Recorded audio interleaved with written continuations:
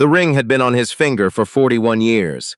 Aldous Fitch took it off on a Tuesday morning, which felt wrong somehow, like the day of the week mattered, like a Tuesday could hold the weight of everything that ring had ever meant.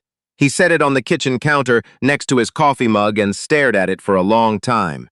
His wife Eunice had picked it out herself, a plain gold band, no engraving, nothing fancy. She'd said she didn't want fancy. She wanted something that would last. It lasted longer than she did. Aldous was 63 years old, a retired Army combat engineer who'd done 2 tours in Desert Storm and 1 in Iraq, a man who'd rebuilt bridges under fire and diffused ordnance that could have taken out a city block, a man who'd once carried a wounded private on his back for 6 miles through sand that hit 120 degrees. He'd done all of that. He'd survived all of that. And now he was standing in his kitchen in Memphis, Tennessee, looking at a gold ring on a laminate countertop, trying to figure out if $68 was going to be enough to get him through the week. It wasn't. He'd run the numbers 4 times. He had a habit of that. Precision, measurement, accounting for variables. Old engineering instinct. But no matter how many times he ran it, the answer came back the same. $68, $11 in the account, and rent wasn't due for another 9 days, but insulin was due now. Eunice's insulin had been a line item in their budget for 16 years. When she died 14 months ago, Aldous had assumed in the foggy grief of those early weeks that at least that particular cost was gone. What he hadn't accounted for was his own diagnosis. Type 2, the doctor said, probably been developing for years. Probably the stress. Probably the grief. Probably a lot of things. He picked up the ring. He put it in his shirt pocket, and then he drove to the Goldfield Pawn and Exchange on Winchester Road because he didn't know where else to go. The shop smelled like machine oil and old carpet. A bell above the door chimed when Aldous walked in, and the man behind the counter, mid-50s, thinning hair, a vest that might have fit him 15 years ago, looked up from a display case he was cleaning. "Help you?" Aldous didn't answer right away. He stood in the middle of the shop and looked around at the things on the shelves. Guitars. A trumpet with a dented bell, 2 television sets, an old VCR, a set of golf clubs still in their bag. Somebody's life, parceled out under fluorescent light and priced with little yellow stickers. He wondered about all of them. He wondered if every person who'd walked through that door had stood in the same spot he was standing now, taking the same kind of inventory, trying to decide if they were really going to do this. He walked to the counter. He reached into his shirt pocket. He set the ring on the glass. The man behind the counter, his name tag said Graydon, picked it up, turned it over, held it up to the light. His expression didn't change. That was probably a professional skill, Aldous figured. Keep the face neutral. Don't let them see you react. 14 karat, Graydon said. It wasn't a question. Yes. Wedding band? Yes. Graydon set it back down. $45. Aldous had been expecting a low number. He'd prepared himself for a low number. But $45 hit differently than he'd anticipated, and he had to take a breath before he responded. "It's solid gold," Aldous said. 41 years old, never been resized, no damage. Market's soft right now. 45 is fair. Aldous looked at the ring on the counter. He thought about Eunice standing in the jewelry store on Poplar Avenue in 1983, 24 years old, pointing at the plain gold band in the case and saying, "That one, Aldous. That's the one." He thought about how she'd put it on his finger at the altar and how it had never come off since, not once, not during the tours, not during the surgeries, not during the nights he'd slept in places that didn't have names on maps. "Can you do 60? He asked. 50, Graydon said. "That's my ceiling." Aldous nodded slowly. He was about to say fine when he heard a voice behind him. "Sir." He turned around. There was a young man standing near the back of the shop. He'd come in without Aldous noticing. The bell must have chimed while Aldous was focused on Graydon, and he was maybe 26, 27, wearing work clothes still dusty from whatever job he'd come from. Dark complexion, strong hands, a jaw set like he was thinking hard about something. He was holding a camera, one of those old-fashioned 35mm film cameras, the kind that hadn't been manufactured new in decades. "Sir," the young man said again, "I'm sorry to interrupt, He stopped, looked at the ring on the counter, looked back at Aldous. "Is that a wedding ring?" Aldous straightened. "That's not your business, son." "No, sir, it's not." The young man didn't flinch. "But I'm standing here watching you and he exhaled. "Please don't sell it." The shop went quiet except for the hum of the fluorescent light. Graydon leaned back against the shelf behind him and crossed his arms, watching. Aldous turned back to the counter. I appreciate the concern, but I've made my decision. What do you need it for? The young man asked. The money. Son, I'm serious. What do you need it for?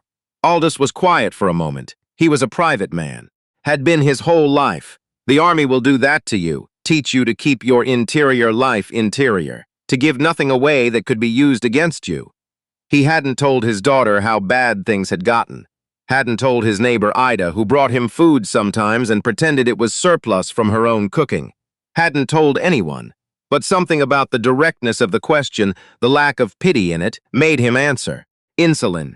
Aldous said, I need insulin.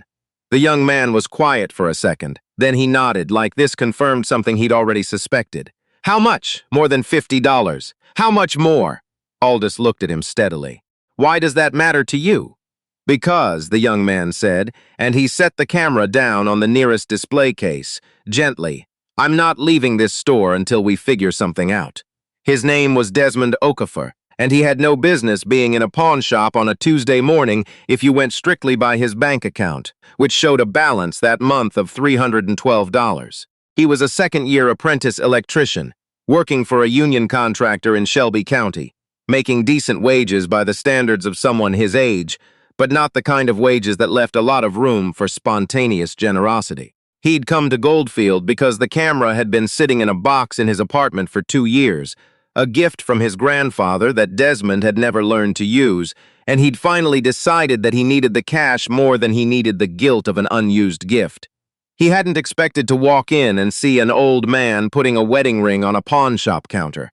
But he'd seen it, and now he couldn't unsee it. What Desmond Okafor couldn't have known, what you can't know from standing in a shop looking at a stranger, was who Aldous Fitch was. Couldn't have known about the bridges in Kuwait, the one Fitch had rebuilt in 48 hours so a convoy could cross before the enemy repositioned. Couldn't have known about the soldier named Gareth Means, 22 years old, who'd been alive specifically because of a decision Aldous made in 1991 that cost Aldous 2 fingers on his left hand and a hearing loss in his right ear that he'd lived with ever since. Couldn't have known that Aldous had spent 30 years after the army working as a structural inspector for the city of Memphis, and that he'd flagged a bridge in 2009 that the city wanted to pass over for budget reasons, and that Aldous had written a formal report anyway and submitted it through channels and gotten that bridge closed, and that 6 months later, when the underlying supports gave way in a flood, not a single car had been on it. Desmond Okafor was 27 years old, and he saw a tired old man in a pawn shop. He had no idea what he was actually looking at. But it didn't matter. It didn't matter because whatever Desmond Okafor was or wasn't, he was the kind of person who noticed when something was wrong and couldn't make himself look away from it. He'd been like that since he was a boy. His mother called it a gift. His older brother called it a curse. Desmond had never decided which one of them was right. Walk me through the numbers, Desmond said. Aldous stared at him. I beg your pardon? The insulin. What does it cost per month? What does your coverage cover? What's the gap? Graydon, behind the counter, made a small sound that might have been a laugh. Aldous shook his head slowly. You're a stranger. Yes, sir. I don't know you. No, sir. You don't, and you want me to tell you my financial situation. I want to help you keep that ring. Desmond met his eyes. Tell me what it costs. For a long moment, Aldous said nothing. He looked at the young man in front of him. The work clothes, the dust, the 2 large hands, the expression that wasn't pity, wasn't charity, wasn't condescension, was something else, something Aldous didn't have a ready word for, and something in him shifted. $280, Aldous said. That's what it costs per month out of pocket, after what the VA covers. Desmond nodded. And you're short. I'm short. By how much? By more than you have, son. Desmond was quiet. Aldous watched him do the math behind his eyes, could see the calculation happening, the adjustment, the reconsideration of whatever plan he'd walked in with. Desmond looked at the camera sitting on the display case. Then he looked back at Aldous. What would you get for the camera? Desmond asked Graydon. Graydon examined it. 80, maybe 90 if you're lucky. It's a good body, but film cameras aren't exactly. 90, Desmond said. I'll take 90. Desmond, Aldous started. That's my name. Small smile. Now you know it. I'm not taking your money. You're not taking anything.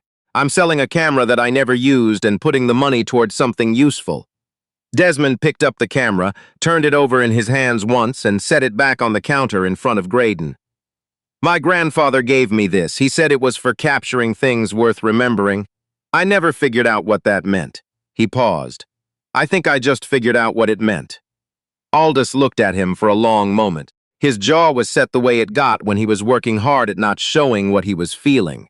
That's not enough, Aldous finally said. 90 isn't enough, I know. Desmond reached into his pocket and put 3 20s on the counter. That's 60 more. That's your grocery money. It's Tuesday. I don't need groceries until Thursday. I'll figure something out. You can't, sir.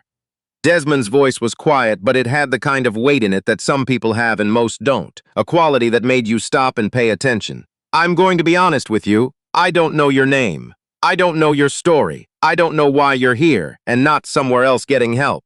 But I know what a man looks like when he's used to handling things himself, and I know what it costs a man like that to walk into a place like this. He paused. Don't make it cost more. The fluorescent light hummed. Graydon, behind the counter, had stopped pretending to look somewhere else. Aldous Fitch, combat engineer, bridge builder, 30-year civil servant, man who'd carried a wounded soldier 6 miles through desert heat, felt something move in his chest that he hadn't felt since Eunice died. Not grief, something else. Something quieter. He'd forgotten what it felt like to have someone see him. Actually see him, not the old man with the bad ear and the VA benefits and the laminate countertop and the ring he was trying to sell. He picked the ring up off the counter. He put it back in his shirt pocket. My name is Aldous Fitch, he said. I did 2 tours in Desert Storm and 1 in Iraq. I spent 30 years inspecting bridges for the city of Memphis. I have a daughter in Nashville who doesn't know I'm here. Desmond nodded. Desmond Okafor, 2nd-year apprentice electrician. My grandfather came from Lagos in 1974. He said America was worth working for. A beat. I'm starting to think he was right. They sat in the parking lot afterward, on the tailgate of Aldous's truck in the Tuesday morning sun. Memphis in June is no kind of joke. The heat comes up from the asphalt like a living thing, but neither of them seemed to be in a hurry to leave. Desmond had $150 from the camera, which wasn't enough on its own. They both knew it. But between the cash in Aldous's pocket and the check that was coming from the VA at the end of the week, it was enough to bridge the gap. Bridge the gap. Aldous almost smiled at that. You didn't have to do that, Aldous said. I know. The camera meant something. It meant something because my grandfather gave it to me, Desmond said. And my grandfather was the kind of man who would have done the same thing I just did. So it still means something. Just differently. Aldous looked out across the parking lot. There was a woman loading bags into a minivan 2 rows over. A teenager on a bike. A city going about its business entirely unaware that something had just happened inside that shop. I was the best structural engineer the city of Memphis ever employed, Aldous said. Not bragging. Stating a fact, the way you might state a measurement. I say that because nobody else is going to say it. They don't put up plaques for bridge inspectors. No, Desmond said. They don't. There's a bridge on Lamar Avenue. Stands there quiet, looks ordinary. 12 years ago I flagged it. They pushed back. Budget reasons, political reasons, the usual. I wrote the report anyway. Bridge got closed. He paused. 6 months later the support structure failed in a flood. No cars on it. Desmond looked at him. Nobody knows that story, Aldous said. The city knows. But they don't tell it, because telling it would mean admitting they wanted to ignore me. How many cars would have been on that bridge? Tuesday afternoon traffic? Maybe 300 an hour. Desmond was quiet for a moment. You saved people who don't even know you exist. That's most of the work worth doing, Aldous said. In the army. In engineering. In most things, I suspect. Desmond looked down at his hands, the calloused palms, the nicks and burns that came with electrical work. My crew chief told me last month that I have a gift for tracing problems. He said, most guys look at the symptom. I look for where the fault originated. He shook his head. I thought he was just making conversation. He wasn't. No, I'm starting to think he wasn't. They sat with that for a while. The heat pressed down. A plane crossed the sky overhead, heading somewhere. How long were you going to wait? Desmond asked. Before you told your daughter. Aldous let out a long breath. She worries. She'd want to know. She has her own troubles. Everyone does. Desmond glanced at him sideways. That's not a reason. That's an excuse. Aldous looked at him sharply. For a moment, his expression was unreadable. Then, slowly, the corner of his mouth moved. "You're direct," Aldous said. "My mother says it's a problem. Your mother's wrong." 3 days later, Aldous Fitch called his daughter. Her name was Simone, and she lived in Nashville with her husband and their 2 kids, and she answered on the second ring the way she always did, like she'd been waiting for the phone to ring even when she hadn't been. He told her. Not everything. Not the parking lot, not Desmond, not the ring, but the important part. The part about the insulin, the part about the money. She was quiet for a moment. Then she said, "Daddy, why didn't you call me sooner?" He didn't have a good answer for that. He'd been turning it over since Tuesday, since sitting on that tailgate in the parking lot, since a 27-year-old apprentice electrician told him that "I'm worried about my daughter" is not a reason. It's an excuse.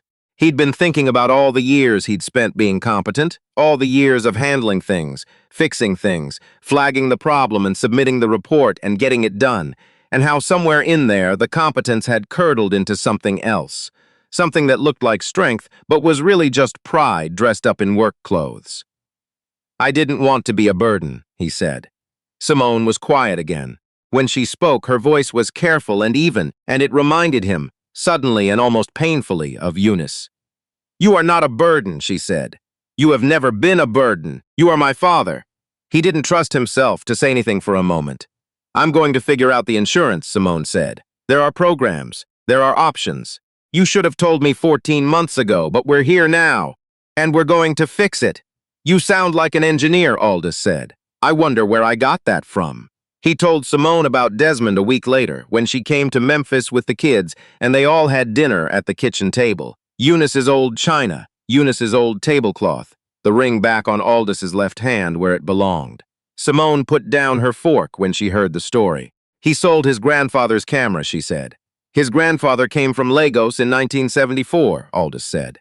He said America was worth working for." Simone was quiet for a moment. "I want to meet him." "He gave me his number." Aldous reached into his shirt pocket, that same shirt pocket, and produced a folded piece of paper. "I told him I'd be in touch. He said no rush. He said I'd know when the time was right." "When is the time right?" Aldous looked at the table, at the china and the tablecloth and the ring on his hand and his daughter's face and his grandchildren eating their dinner without any idea of the weight of the evening. He thought about Gareth Means, 22 years old in the desert, who'd lived because of a decision Aldous made. He thought about the bridge on Lamar Avenue and the 300 cars an hour and the flood that came 6 months later. He thought about all the quiet work, all the unseen work, all the things you do that nobody gives you a plaque for. He thought about a young man in a dusty pawn shop, setting down his grandfather's camera and saying, "I think I just figured out what it meant." "The time was right the moment I walked into that shop," Aldous said. "I just didn't know it yet." They met for breakfast the following Sunday, the 4 of them, Aldous and Simone, Desmond, and his mother Patricia, who had driven up from Southaven and who shook Aldous's hand with both of hers and held it for a moment without saying anything, which told you everything you needed to know about where Desmond got that quality he had. Over eggs and coffee and biscuits that the diner had no business making as good as they were, Simone explained the insurance program she'd found, a pharmaceutical assistance plan combined with a secondary coverage option through a veterans advocacy nonprofit she'd contacted. Together, they brought Aldous's monthly out-of-pocket to $30. $30. From $280 to $30. Simone had spent 4 evenings on the phone and hadn't said a word about it until she had something concrete to report. That was very much her father's daughter. Patricia Okafor listened to all of this, and then looked at Aldous and said, "She's going to save your life." "She already has," Aldous said, "about 100 times. Patricia smiled. "That's what daughters do." Desmond was looking at something across the diner. There was a man at the counter, 2 stools down, counting coins out on the laminate next to his coffee cup. Counting them slowly, the way you do when you already know the answer and you're just confirming it. The man was maybe 50, work-worn, wearing a jacket that was too heavy for the weather. Desmond watched him for a moment. Then he caught the waitress's eye. She came over, and Desmond said something quietly, and she nodded, and she went to the man at the counter, and whatever she said to him made him look up and then look around the diner with an expression that was part confusion and part something else. something that takes a moment to cross a face that isn't used to it. Aldous had been watching. "You do that a lot?" he asked. Desmond turned back to the table. "More than I used to." Aldous nodded. He looked down at the ring on his left hand. Gold band, no engraving, nothing fancy. 41 years and not a scratch on it. There are people in this world who walk into a room and take inventory, not of objects, not of price tags, but of people. Of who's struggling and who's pretending not to, of who's counting coins and hoping nobody notices, of who's put something precious on a glass counter because they ran out of other options. Those people don't announce themselves. They don't make a production of it. They just notice, and then they act, and then they go back to their lives. You've probably stood behind one of them in line and never known it. You might have been one of them without knowing it yourself. Aldous Fitch picked up his coffee cup. "Your grandfather was right," he said, "about America." Desmond looked at him. "It's worth working for," Aldous said, "but the work isn't what most people think it is." Outside the diner window, Memphis went about its Sunday morning. Traffic on the boulevard. Church bells from somewhere to the east. A city full of people, carrying their invisible weights, looking for someone who would look back. The ring caught the morning light. It had been on his finger for 41 years, and it was going to stay there.